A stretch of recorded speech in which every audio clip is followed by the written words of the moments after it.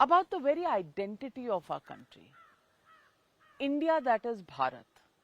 Today the emphasis has come back on Bharat, and many people have a problem with that as well, that this is once again a political gimmick. How do you see? See, when you have 5 to 8 elections every year, you don't expect people to talk sense. This is why I've been pushing for one nation, one election, even well before this government in 2014 this government came, even well before that, I've been pushing for that, because the very nature of democracy and what it is like this. Today, you're in the top position, you're literally the democratic king, all right? And if you lose the election tomorrow, you are nothing. Suppose you had a job like this, you would also be, say, talking all kinds of nonsense. Anybody had a job like this. So this is the nature of democratic process, that today you're up there, tomorrow morning nothing. So when this is the thing, when election time comes, you expect all of them to speak absolute sense. Doesn't work. So this little bit of exaggerated articulation should be allowed 3 to 4 months before the election maximum. 3 months is enough, I feel. But now, throughout the 5 years, they're talking because every year there is an election, almost every second month. So. No, till 1967, both assembly and as parliamentary elections were done together. It's only after that this has been done. So now the Prime Minister is campaigning, Chief Ministers are campaigning all over the place. Where is the work time? For people who hold office, they are given that position for them to do work, not to campaign for their party. But they can't help it because their party, if it doesn't win, they will be out. They have to win. To win, you have to do emotions and run emotionally, not sensibly, all right? It's an emotional pitch. When you do emotional pitch, you won't talk sense about the nation. So I'm saying allow once in 5 years, 3 months of nonsense, it's okay. But do you think, Sadhguruji, some of these laws, One Nation, One Election, CAA, Citizenship Act that you were talking about, will they ever fructify? Given the level of acrimony that we see today, the level of confrontation, we have a new parliament building, but we have old parliamentarians who can't see eye to eye, who can't sit together, who can't pass laws together. One side suspends the others will be unruly. Where are we going in our politics, in our governance? I think in the new parliament they should have given reclining chair. So those who want to fall asleep would have fallen asleep, they wouldn't have walked out.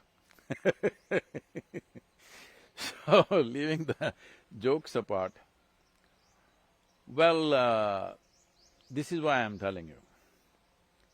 This problem is because when somebody loses the election, they are full of angst because they have nothing to do. I'm saying, if you go for this one nation, one election, slowly this will level out. All politicians will have their own professions and they will also participate in politics. If it doesn't work, they go back to their profession. This is how it should be, because they should have done something else successfully in their life. It's very important. People who have done nothing other than taking morchas on the street come to the top. Even administrators, people who are elected members who are running the state are calling for a bandh. You want to close down your own state? What is this? This is done by the enemy. Democracy? Closing down the state is done by the enemy, not by one who is administrating, all right? But isn't this No, right to protest No, it part is not of about right democracy? to protest, it is by habit. So, one nation, one election will happen because already a committee has been formed with the former president in charge of it.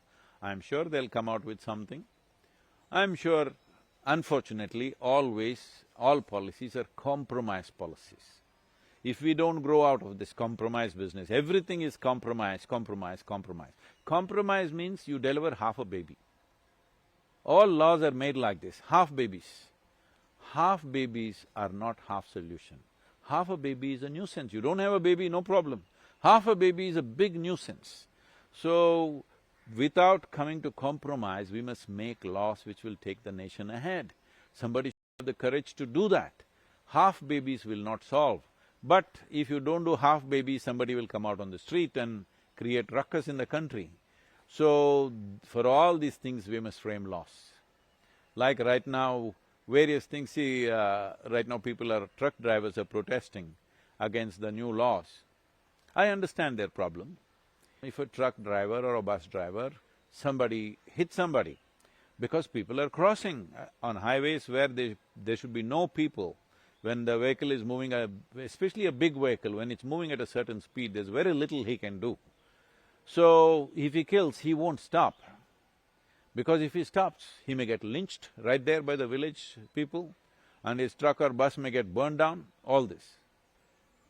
I've lived on roads, driving all across India.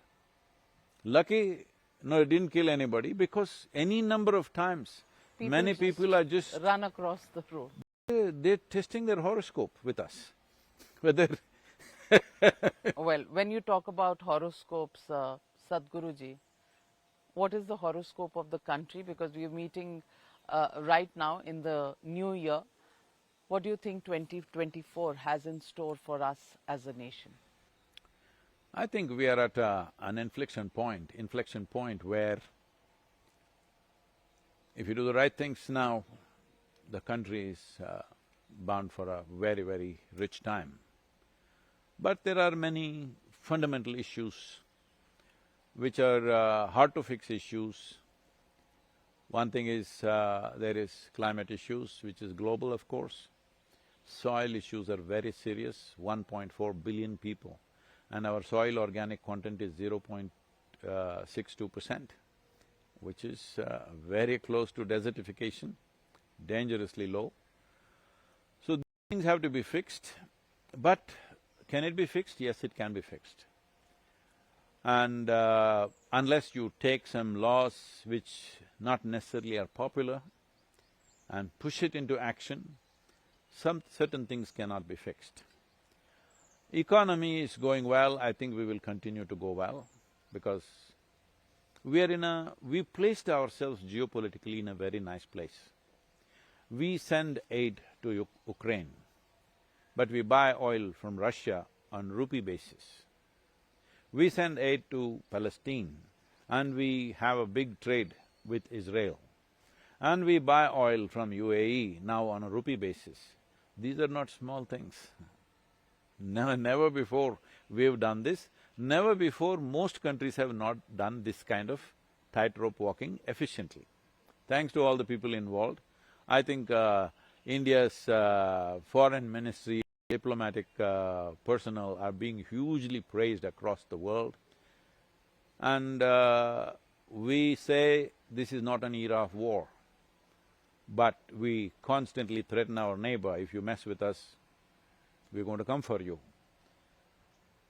These are very nuanced approaches, and at the same time, these approaches are coming from certain strength, which is important, otherwise it won't work. If you didn't have the strength, it won't work. So people recognize the strength, and we are the fifth largest. I think we will be fourth in no time, probably by the end of this year or at least by mid-25. And being the third largest should happen by 2030 or so, 2030 or 2032. I feel it'll happen sooner than later. And political future? In the sense? In the sense it's also a year of elections? Only Bharatiyas will be elected, that's a good thing. Well, people can read whatever they want into that last… No, I'm saying only Indian citizens will be elected, so what's the problem? Bharatiya, okay. I get your point. I'm sure our viewers will, because it is English on an English channel.